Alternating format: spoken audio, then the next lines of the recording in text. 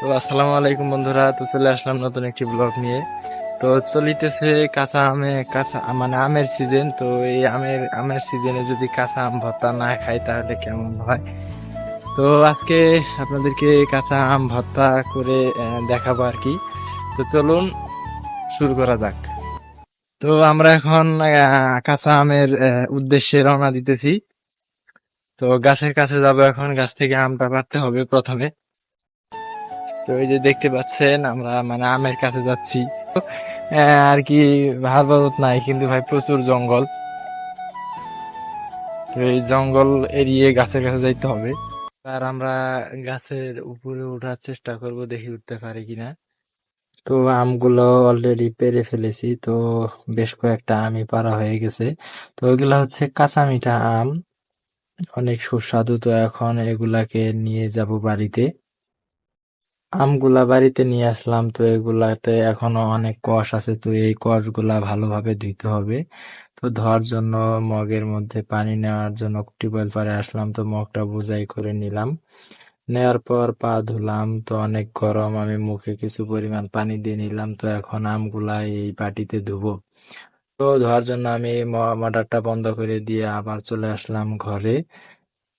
তো এখন এই আমগুলাকে আমি ভালোভাবে, কষগুলা যেহেতু না থাকে, তো তেমন ভাবে আমি মানে ভালোভাবে ধুইতে হবে যাতে কষগুলা না থাকে। তো অনেক মানে বড় বড়ই আম। তো এখন আমি বালতিতে দিয়ে মগটার মধ্যে দিয়ে দিলাম। তো এখন ভালোভাবে পরিষ্কার মানে হবে আর কি, কষগুলা পানিতে ধুয়ে যাবে।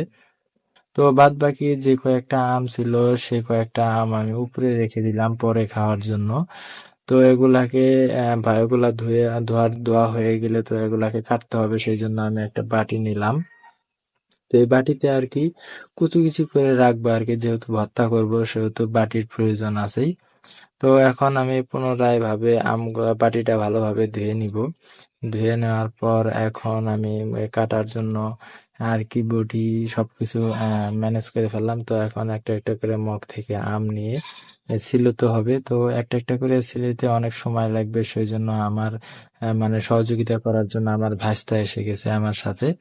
তো একে একে আমি আর আমার ভাতিজা বেশ কয়েকটা আমি ছিলিয়ে পরে কুচি কুচি করে প্লেট বোঝাই করে ফেলেছি। তো দেখতে পাচ্ছেন অনেকগুলা আমি কেটেছি। তো এই আমগুলাকে এখন ভালোভাবে মাখাতে হবে, যদি না মাখাতে পারি তাহলে স্বাদ হবে না।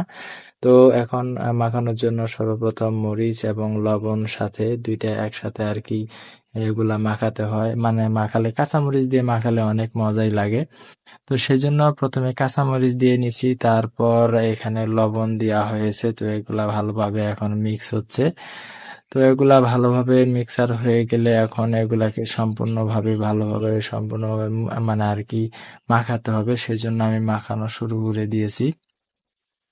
তো এখন কিছু পরিমাণ তেল দিয়ে এখন মাখানো শুরু করেছি। অনেক বড় বড় করে কাটছি, যার ফলে টুকরাগুলো ভেঙে নিলাম।